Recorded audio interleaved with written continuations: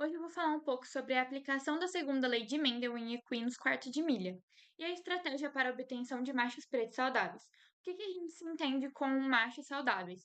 São machos, são equinos, né?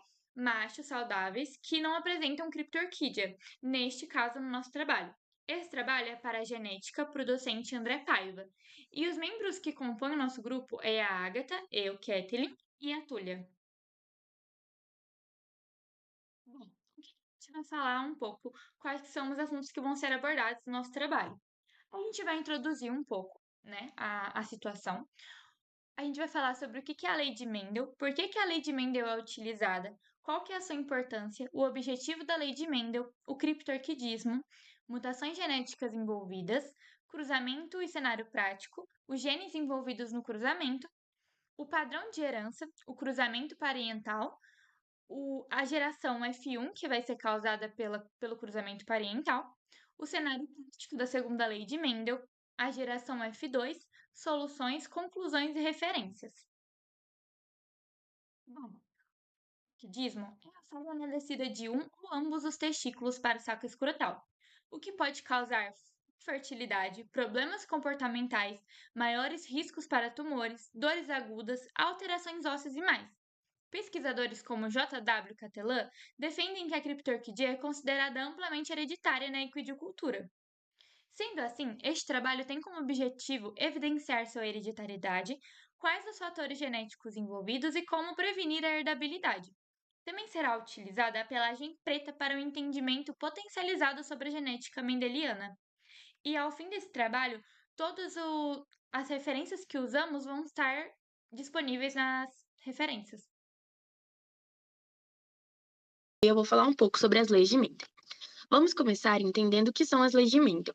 Essas leis são um conjunto de princípios formulados por Gregor Mendel, que é conhecido como pai da genética, que explica como as características são herdadas dos filhos, dos pais para os filhos.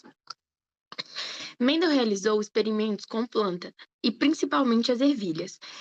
Ele percebeu o padrão de heranças a partir disso e ele propôs duas leis fundamentais. Que a primeira lei é conhecida como a segregação de fatores e a segunda, ela é chamada de distribuição independente. Por que a lei de Mendel ela é utilizada? As leis de Mendel são fundamentais para compreender a transmissão dos genes.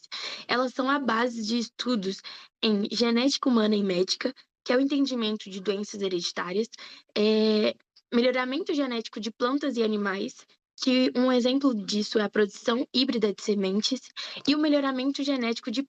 Não, e o diagnóstico genético ajudando a prever riscos de doenças futuras gerações. Qual a importância da lei de Mendel? As leis de Mendel, elas explicam a previsibilidade da herança genética. Esses princípios permitem o desenvolvimento de diversas áreas, como a biotecnologia, com organismos geneticamente modificados, a medicina genética, como testes e terapias baseadas no DNA. E, além disso, as leis ajudam a identificar padrões genéticos essenciais em testes de paternidade genealógica. O objetivo da lei de Mendel principal é demonstrar como os fatores hereditários, hoje chamados de gene, são passados de pais para os filhos, e cada indivíduo herda um alelo de cada genitor. Com isso, Mendel criou um modelo simples e eficaz para prever as possíveis combinações genéticas nas próximas gerações. Bom, o que é o criptorquidismo, né? A gente ouve falar, mas a gente não entende tão amplamente. Então, vou fazer uma breve explicação. O criptorquidismo é uma falha na descida de um ou ambos os testículos. Ou seja, um testículo normal, como dá para poder ver nessa imagem, vai estar aqui, ó, no saco escrotal. Agora, um testículo que ele não faz a descida, ou seja, ela tem a sua falha, ele normalmente é retido no abdômen, o que pode causar cólicas, e a gente sabe que para o ramo da equidicultura, cólicas são um problema muito grande, porque cavalo pode até morrer de cólica. Aqui a gente tem um cavalo que ele tem criptorquidia unilateral. O que significa? Que apenas testículo só desceu para o saco escrotal, ou seja, o outro ficou retido. São hormônios envolvidos na descida do testículo. A gente tem o receptor de andrógeno, o hormônio antimulariano e a subunidade alfa de inibina. Significa o quê? Que qualquer alteração que tiver nesses hormônios, eles podem sim influenciar na descida do testículo. Algumas mutações genéticas envolvidas, e eu vou citar duas. Por quê? Porque as mutações genéticas, neste caso da criptorquidia, ela é poligênica, ou seja, existe um gene que aconteceu alguma mutação. Então, a gente vai ter a deleção homozigótica, que ela vai deletar a área de um gene, né? A gente pode ver nessa imagem que o normal ele vai estar mais compridinho, ele vai ter os códigos genéticos tudo certinho. Porém, quando ela ocorre essa deleção, ele fica, entre aspas, menor. Então, tem uma falha muito grande na criptorquidia, porque significa que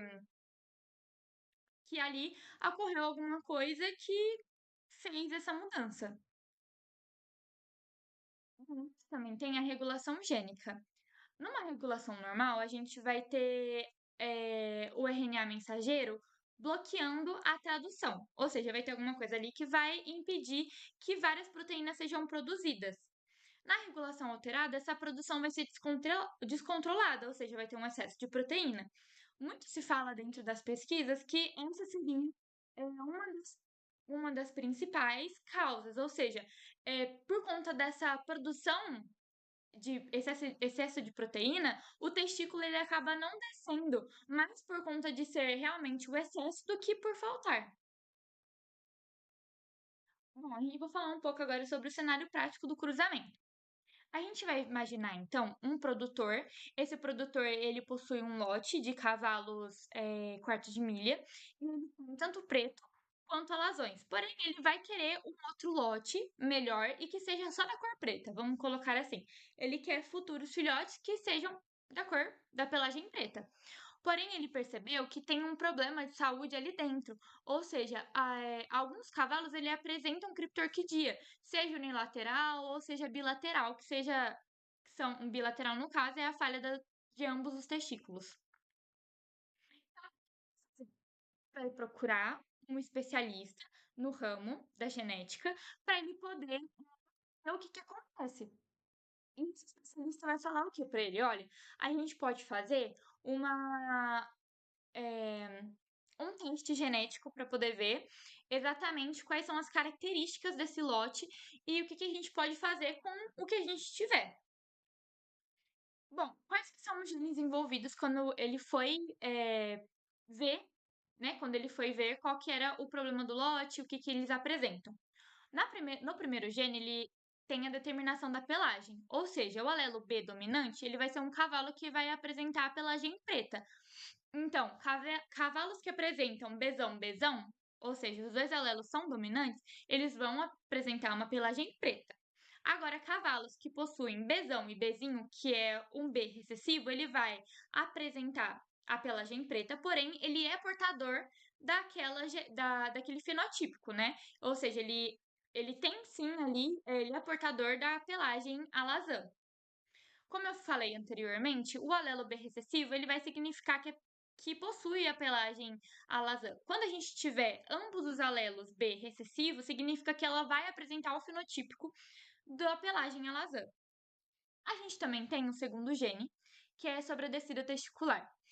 A gente vê dentro das pesquisas que normalmente o alelo N recessivo ele vai ser de uma herança autossômica recessiva, ou seja, aqueles que apresentarem o Nzinho vai ser porque vai representar normalmente o criptorquidismo.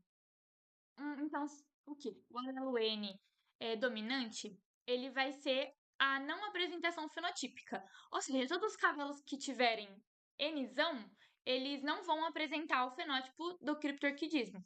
Porém, igual citada anteriormente no gene 1, se a gente tiver um alelo N dominante e um alelo N recessivo, significa que aquele cavalo ele vai ser portador do criptorquidismo. E agora, se a gente tiver tanto o primeiro alelo quanto o segundo N recessivo, significa que ele vai ser portador do criptorquidismo e ele vai apresentar o fenótipo também. Bom, qual vai ser o padrão de herança que a gente vai observar nesse lote? Como Como vai ser um lote grande, a gente vai pegar o macho de genótipo Bzão, Bzão, Nzinho, Nzinho, ou seja, o fenótipo dele vai ser pelagem preta e vai ter criptorquidismo. A gente vai pegar uma fêmea, no caso, para poder reproduzir, que vai ser do genótipo Bzinho, Bzinho, Nzão, é um fenótipo de pelagem alazã e não portadora. Por quê? Eu vou explicar um pouco melhor no próximo quadro, mas vai ser um cruzamento muito benéfico para o produtor. Como eu falei antes, a gente vai fazer esse cruzamento. Então, os gametas masculinos vão ser o quê? Vão ser Bzão, Nzinho, Bzão, Nzinho. E os gametas femininos vão ser Bzinho, Nzão, Bzinho, Nzão. Que, como vocês podem ver, na sua maioria, vai formar Bzão, Bzinho, Nzão, Nzinho. O que que isso significa para a geração F1? Vai significar que todos os descendentes vão ter um genótipo de híbrido, ou seja, Bzão, Bzinho, Nzão, Nzinho, como falado anteriormente. Os seus fenótipos vão ser de pelagem a descida testicular normal, porém, eles vão apresentar, eles vão ser portadores desses genótipos. Isso que eu falei, o produtor se perguntando, o que aconteceria caso houvesse um cruzamento entre esses dois genes? Quais os genótipos e fenótipos que formarão? De descobrir. O especialista vai mostrar que sim, existe um jeito de descobrir, que vai ser com quadro de Punnett. Esse quadro de Punnett vai fazer o cruzamento entre gametas masculinos e femininos de forma separada. E vem então que a geração F2, ela vai ter uma porcentagem aí de 9 para 16 possibilidades de cavalos pretos e com desenvolvimento normal.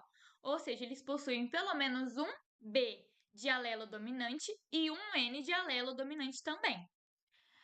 Nessa probabilidade, a gente vai ter 3 de 16 pretos e criptorquídeos, ou seja, eles possuem pelo menos um alelo B dominante, porém são todos os alelos N recessivos.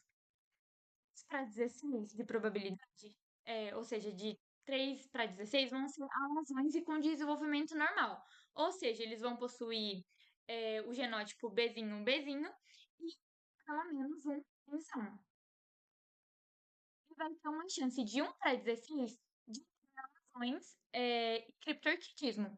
Ou seja, são dois fenótipos que esse produtor ele não quer dentro do lote dele. A gente também tem uma chance de 1 para 16 de sim, cavalos pretos, sem criptorquidismo, sem ser portador. Vamos, vamos concordar ali que vai ser uma chance bem baixa, né? Bom, então ele pensou assim, como solução, eu posso não reproduzir esse lote. E a gente fala que realmente, normalmente, essa é a solução mais cabível para situações. Porque, como vocês puderam ver, dentro do nosso quadro de Punnett, existem. É uma probabilidade baixíssima desse cavalo não apresentar o genótipo de portador. Então, a melhor a se fazer vai ser pegar esse lote, esses portadores, apresentando ou não o fenótipo, e colocar ele de lado. Ou seja, a gente não vai reproduzir esses animais, a gente vai, se puder, comprar alguns outros que não apresentem esse genótipo nem o fenótipo. Conclui-se o quê? Que a segunda lei de Mendel é extremamente importante para a prevenção de certas heranças genéticas, como a criptorquidia. O cruzamento entre portadores pode resultar em uma característica fenotípica indesejada. Pode-se perceber também que a criptorquidia tem um impacto significativo na vida do reprodutor, já que a gente sabe que esses animais eles podem apresentar um comportamento ruim, porque ele tem muito hormônio sendo produzido, porém não tem aonde extravasar esses hormônios, né? E que eles podem ter baixa libido, ou eles podem ser certeza que, no pior dos casos, o cavalo ser infértil. Porque é melhor ter um cavalo, né? Se for alguém que não tem condição, é melhor ter um cavalo que consiga reproduzir, mesmo que tenha essa probabilidade, do que um cavalo que ele não se reproduz. Bom, se fazer não reproduzir esse animal, como eu tinha dito. apresentando o fenótipo ou sendo apenas portador da criptorquidia. A gente tem aqui, então, as referências, como foi dito anteriormente que a gente ia apresentar. Esse estudo, principalmente, do J.W. Catelan, que ele fala sobre os aspectos clínicos, cirúrgicos e determinação de testosterônica sérica. Eu agradeço muito a atenção de todos e é isso.